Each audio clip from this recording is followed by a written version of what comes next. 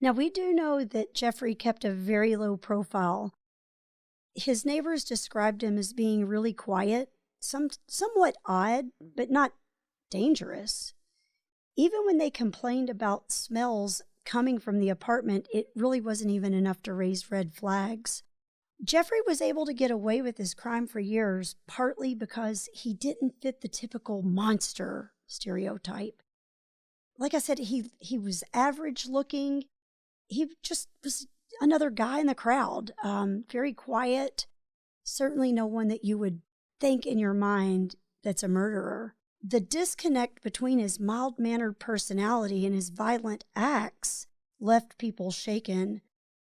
It challenged assumptions of what evil looks like. Think Ted Bundy, very handsome man, certainly not what you think of a boogeyman or an evil man that goes around killing others.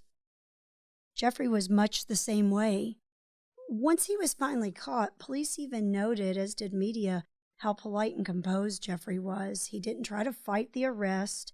In fact, once he was in custody, he confessed with little hesitation. If you've ever watched any of the interviews with him, what you find, especially like the ones he gave from prison, it really showed a man that was articulate, soft-spoken, sometimes even remorseful. He didn't display the kind of unhinged behavior that a lot of people would expect from someone who did the horrendous things that he did. We do know that Dahmer was later diagnosed with several psychological conditions, personality disorder, schizophrenia type thing. But as I said earlier, he was found legally sane during his trial. Now, he later expressed sorts of fantastic acceptance of his actions. He even welcomed the idea of execution. He claimed that he just simply couldn't stop himself and that prison was the only thing that could.